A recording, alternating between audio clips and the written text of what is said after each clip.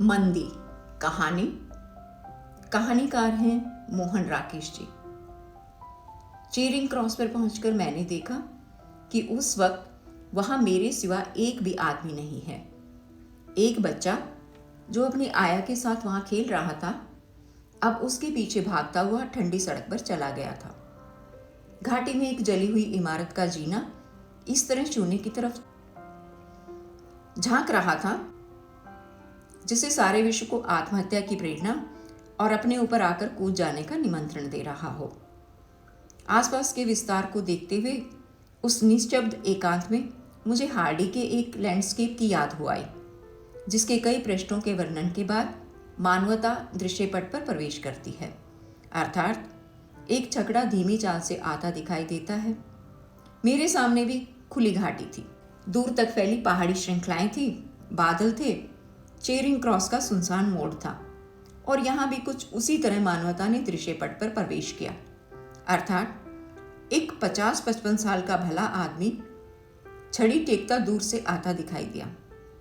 वह इस तरह इधर उधर नजर डालता चल रहा था जिसे देख रहा हो कि जो ढीले पत्थर कल वहां पड़े थे वे आज भी अपनी जगह पर हैं या नहीं।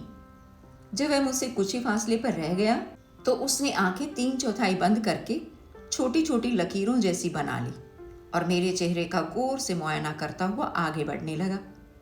मेरे पास आने तक उसकी नजरों ने जैसे फैसला कर लिया और उसने रुककर छड़ी पर भार डाले हुए पल भर के वक्फे के बाद पूछा, यहाँ नए आए हो? जी हाँ, मैंने उसकी मुरझाई हुई पुतलियों में अपने चेहरे का साया देखते हुए जरा संकोच के साथ कहा। मुझे लग रहा था कि नए ही आए हो, वह बोला।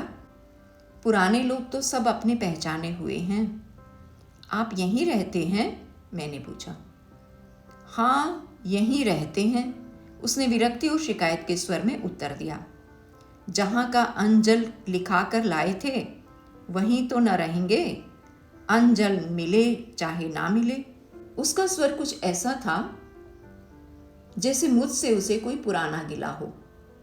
मुझे लगा या तो वह बेहद निराशावादी है या उसे पेट का कोई संक्रामक रोग है। उसकी रस्सी की तरह बंधी टाई से यह अनुमान होता था कि वह एक रिटायर्ड सरकारी कर्मचारी है जो अब अपनी कोठी में सेब का बगीचा लगाकर उसकी रखवाली किया करता है। आपके यहाँ पर अपनी जमीन होगी? मैंने उत्सुकता न रहते हुए भी पूछ लिया। जमीन? उसके स्वर में और भी निराशा और शिकायत भर आई। जमीन कहाँ जी? और जैसे कुछ खिज और कुछ व्यंग्य के साथ सिर हिलाकर उसने कहा, जमीन। मुझे समझ नहीं आ रहा था कि अब मुझे क्या कहना चाहिए। उसी तरह छड़ी पर भार दिए मेरी तरफ देख रहा था। कुछ क्षणों का वह खामोश अंतराल मुझे विचित्र सा लगा। उस स्थिति से निकलने के लिए मैंने पूछ लिया, तो आप यहाँ कोई अपना निज का काम करते हैं? काम क्या करना है जी, उसने जवाब दिया। घर से खाना अगर काम है तो वही काम करते हैं और आजकल काम रह क्या गए हैं, हर काम का बुरा हाल है। मेरा ध्यान पल भर के लिए जली हुई इमारत के जीने की तरफ चला गया। उसके ऊपर एक बंदरा बैठा था और सिर खुजलाता हुआ शायद ये फैसला करना चाह रहा था कि उसे कूद जाना चाहिए या नहीं। अकेले आए हो? अब उस आदमी ने मुझसे पूछ लिया।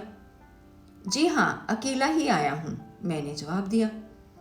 आजकल यहाँ आता ही कौन है, वह बोला। ये तो बियाबान जगह है। सैर के लिए अच्छी जगह हैं, शिमला, मसूरी वगैरह, वहाँ क्यों नहीं चले गए? मुझे फिर से उसकी पुतलियों में अपना साया नजर आ गया, मगर मन होते हुए भी मैं उससे ये नहीं कह सका कि मुझे पहले पता होता कि वहाँ आकर मेरी उससे मुलाकात होगी तो मैं जरूर किसी और पहाड़ पर चला जाता। खैर, अब तो आ ही गए हो, वह फिर बोला। कुछ दिन घूम फिर लो। ठहरने का इंतजाम कर लिया है? जी हाँ, मैंने कहा।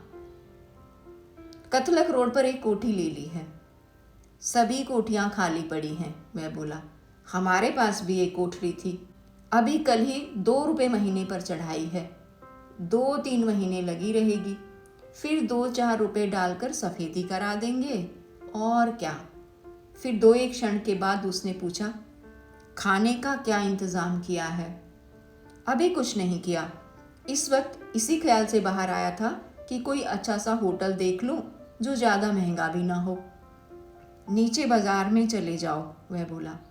नत्था सिंह का होटल पूछ लेना, सस्ते होटलों में वही अच्छा है, वहीं खा लिया करना, पेट ही भरना है और क्या। और अपनी नाहुसत मेरे अंदर भरकर वह पहले की तरह छड़ी टेकता हुआ रास्ते पर चल दिया। नत्था सिंह का होटल बाजार में बहुत नीचे जाकर था। जिस समय मैं वहां पहुंचा, बूढ़ा सरदार नत्था सिंह और उसके दोनों बेटे अपनी दुकान के सामने हलवाई की दुकान में बैठे हलवाई के साथ ताश खेल रहे थे। मुझे देखते ही नत्था सिंह ने तपाक से अपने बड़े लड़के से कहा, उठ बसंते, ग्राहक आया है। बसंते ने तुरंत हाथ के पत्ते फेंक दिए और बाहर निकल आया। क्या चाहिए साहब? उसने आकर अपनी गद्दी पर बैठते हुए पूछा। एक प्याली चाय बना दो, मैंने कहा। अभी लीजिए, और वह केतली में पानी डालने लगा। अंडे वंडे रखते हो? मैंने पूछा।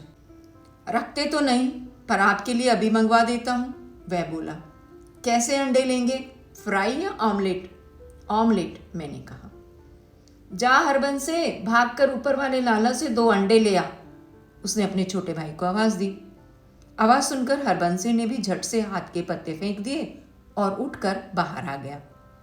बसंते से पैसे लेकर वह भागता हुआ बाजार की सीढ़ियां चढ़ गया। बसंता केतली भट्टी पर रखकर नीचे से हवा करने लगा। हलवाई और नत्था सिंह अपने अपने पत्ते हाथ में लिए थे। हलवाई अपने पाजामे का कपड़ा उंगली और अंगूठी के बीच में लेकर जांग खुजलाता हुआ कह रहा था, अब चढ़ाई शुरू हो रही है नत्था सिंह। हाँ, अब गर्मियां आई हैं तो चढ़ाई शुरू होगी ही। नत्था सिंह अपनी सफेद दाढ़ी में उंगलियों से कंघी करता हुआ बोला। 4 पैसे कमाने के यही तो दिन हैं। पर नत्था सिंह, अब वह पहले वाली बात नहीं है, हलवाई ने कहा। पहले दिनों में 1000-1200 आदमी इधर को आते थे, 1000-1200 उधर को जाते थे, तो लगता था कि हाँ, लोग बाहर से आए हैं। अब भी आ गए 150 तो क्या है। नत्था सिंह धार्मिकता के स्वर में बोला।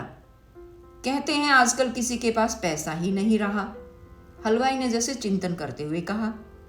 ये बात मेरी समझ में नहीं आती। 2-4 साल सबके पास पैसा हो जाता है, फिर एकदम सबके सब भूखे नंगे हो जाते हैं, जैसे पैसों पर किसी ने बांध बांध कर रखा है। जब चाहता है छोड़ देता है, जब चाहता है रोक लेता है। सब करनी करतार की है, कहता हुआ नत्था सिंह भी पत्ते फेंक कर उठ खड़ा हुआ। करतार की करनी कुछ नहीं है, हलवाई बेमन से पत्ते रखता हुआ बोला।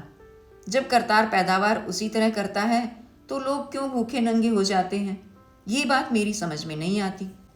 नत्था सिंह ने दाढ़ी खुजलाते हुए आकाश की तरफ देखा, जैसे खिज रहा हो कि करतार के अलावा दूसरा कौन है जो लोगों को भूखे नंगे बना सकता है। करतार को ही पता है, पल भर बाद उसने सिर हिलाकर कहा। करतार को कुछ पता नहीं है, हलवाई ने ताश की गड्डी फटी हुई डब्बी में रखते हुए सिर हिलाकर कहा और अपनी गद्दी पर जा बैठा। मैं ये तय नहीं कर सका कि उसने करतार को निर्दोष बनाने की कोशिश की है या करतार की ज्ञान शक्ति पर संदेह प्रकट किया है। कुछ देर बाद में चाय पीकर वहां से चलने लगा तो बसंते ने कुल 6 आने मांगे। उसने हिसाब भी दिया, 4 आने के अंडे, 1 आने का घी और 1 आने की चाय। मैं पैसे देकर बाहर निकला तो नत्था सिंह ने पीछे से आवाज दी, भाई साहब, रात को खाना भी यहीं खाइएगा, आज आपके लिए स्पेशल चीज बनाएंगे, जरूर आइएगा। उसके स्वर में ऐसा अनुरोध था कि मैं मुस्कुराए बिना नहीं रह सका। सोचा कि उसने 6 आने में क्या कमा लिया है जो मुझसे रात को फिर आने का अनुरोध कर रहा है। शाम को सैर से लौटते हुए मैंने बुक एजेंसी से अखबार खरीदा और बैठकर पढ़ने के लिए एक बड़े से रेस्टोरेंट में चला गया। अंदर पहुंचकर देखा कि कुर्सियां, मेज और सोफे करीने से सजे हुए हैं, पर न तो हॉल में कोई बहरा है और न ही काउंटर पर कोई आदमी है। मैं एक सोफे पर बैठकर अखबार पढ़ने लगा। एक कुत्ता जो उस सोफे से सट कर लेटा था, वह वहां से उठकर सामने के सोफे पर आ बैठा और मेरी तरफ देखकर जीभ लपलपाने लगा। मैंने एक बार हल्के से मेज को थपथपाया, बहरे को आवाज दी, पर कोई इंसानी सूरत सामने नहीं आई। अलबत्ता कुत्ता सोफे से मेज पर आकर अब और भी पास से मेरी तरफ जीभ लपलपाने लगा। मैं अपने और उसके बीच अखबार का पर्दा करके खबरें पढ़ता रहा। उस तरह बैठे हुए मुझे 15-20 मिनट बीत गए। आखिर जब मैं वहां से उठने को हुआ तो बाहर का दरवाज़ा खुला और पाजामा कमीज पहने एक आदमी अंदर दाखिल हुआ। मुझे देखकर उसने दूर से सलाम किया और पास आकर जरा संकोच के साथ कहा, माफ़ कीजिएगा, मैं एक बाबू का सामान मोटर अड्डे तक छोड़ने चला गया था। आपको आए ज़्यादा देर तो नहीं हुई? मैंने उसके ढीले ढाले जिस्म पर एक गहरी नज़र डाली और उससे पूछ लिया, तुम यहाँ अकेले ही काम करते हो? जी, आजकल अकेला ही हूँ, उसने जवाब दिया। दिन भर मैं यहीं रहता हूँ, सिर्फ बस के वक्त किसी बाबू का सामान मिल जाए तो अड्डे तक दौड़ने चला जाता हूँ। यहाँ का कोई मैनेजर नहीं है? मैंने पूछा। जी मालिक, आप ही मैनेजर हैं, वह बोला। वह आजकल अमृतसर में रहता है, यहाँ का सारा काम मेरे जिम्मे है। तुम यहाँ चाय वाय कुछ बनाते हो? चाय कॉफ़ी जिस चीज़ का ऑर्डर दें वह बन सकती है। अच्छा, ज़रा अपना मेन्यू दिखाना। उसके चेहरे के भाव से मैंने अंदाज़ा लगाया कि वह मेरी बात नहीं समझा। मैंने उसे समझाते हुए कहा, तुम्हारे पास खाने पीने की चीज़ों की छपी हुई लिस्ट होगी, वह ले आओ। अभी लाता हूँ जी, कहकर वह सामने की दीवार की तरफ चला गया और वहाँ से एक गत्ता उतार लाया। देखने पर मुझे पता चला कि वह उस होटल का लाइसेंस है। ये तो यहाँ का लाइसेंस है, मैंने कहा। जी, छपी हुई लिस्ट तो यहाँ पर यही है। वह असमंजस में पड़ गया। अच्छा ठीक है, मेरे लिए चाय ले आओ, मैंने कहा। अच्छा जी, वह बोला। मगर साहब, और उसके स्वर में काफ़ी आत्मीयता आ गई। मैं कहता हूँ, खाने का टाइम है, खाना ही खाओ, चाय का क्या पीना, साली अंदर जाकर नाड़ियों को जलाती है। मैं उसकी बात पर मन ही मन मुस्कुराया। मुझे सचमुच भूख लग रही थी, इसलिए मैंने पूछा, सब्जी अब्जी क्या बनाई है? आलू मटर, आलू टमाटर, भुर्ता, भिंडी, कोफ्ता, रायता। वे जल्दी जल्दी लंबी सूची बोल गया। कितनी देर में ले आओगे? मैंने पूछा। बस जी, 5 मिनट में। तो आलू मटर और रायता ले आओ, साथ खुश्क चपाती। अच्छा जी, वह बोला। पर साहब, और फिर स्वर में वही आत्मीयता लाकर उसने कहा, बरसात का मौसम है, रात के वक्त रायता नहीं खाओ तो अच्छा है, ठंडी चीज़ है, बाज वक्त नुकसान कर जाती है। उसकी आत्मीयता से प्रभावित होकर मैंने कहा, तो अच्छा, सिर्फ आलू मटर ले आओ।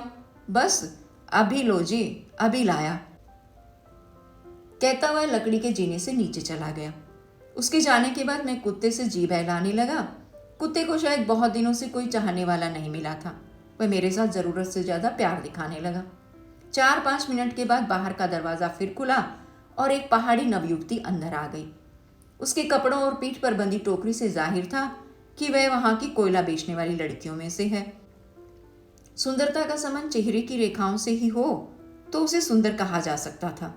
वह सीधी मेरे पास आ गई और छुटते ही बोली, बाबूजी, हमारे पैसे आज ज़रूर मिल जाएं। कुत्ता मेरे पास था, इसलिए मैं उसकी बात से घबराया नहीं।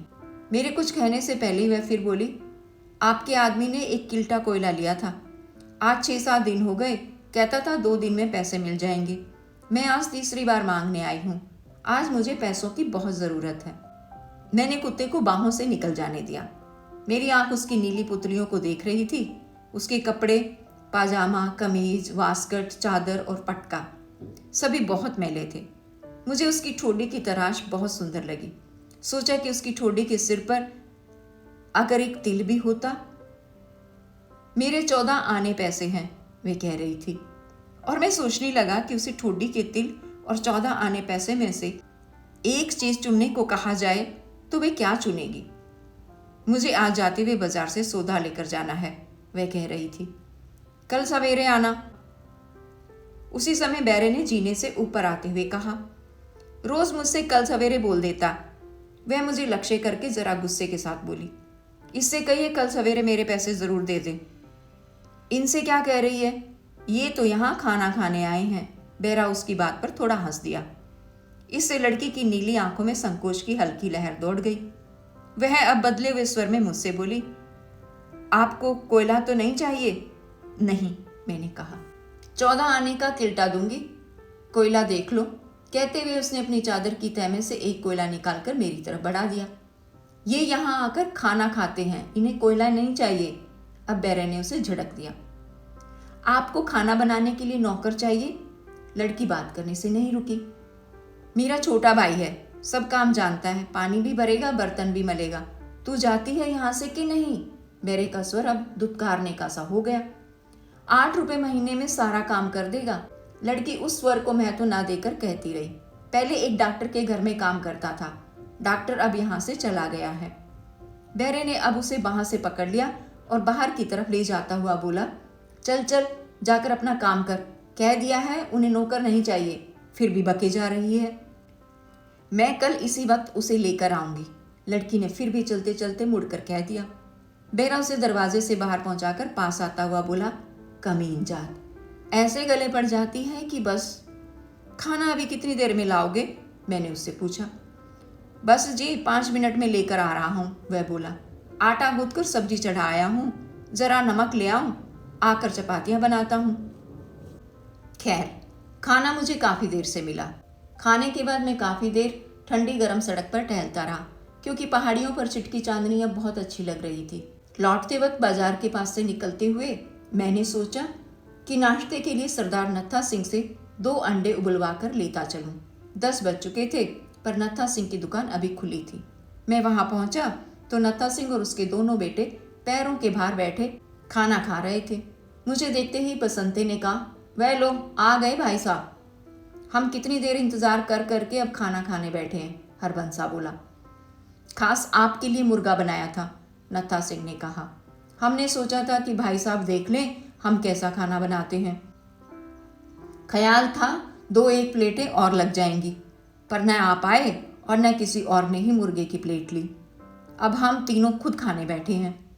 मैंने मुर्गा इतने चाव से, इतने प्रेम से बनाया था कि क्या कहूँ। क्या पता था कि खुद ही खाना पड़ेगा। जिंदगी में ऐसे भी दिन देखने थे।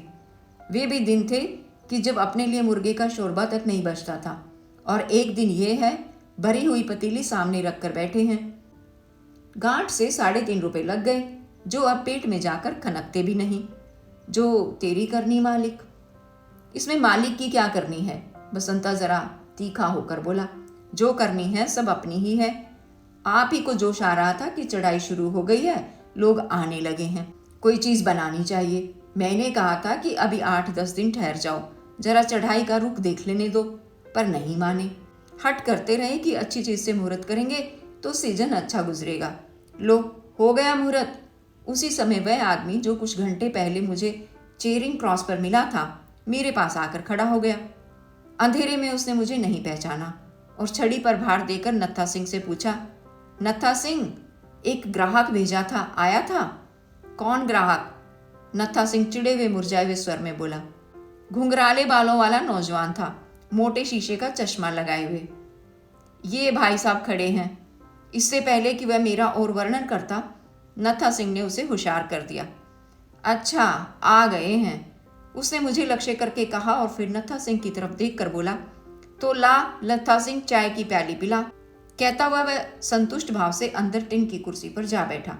बसंता भट्टी पर केतली रखते हुए जिस तरह से बुदबुदाया, उससे जाहिर था कि वह आदमी चाय की प्याली ग्राहक भेजने के बदले में पीने जा रहा है।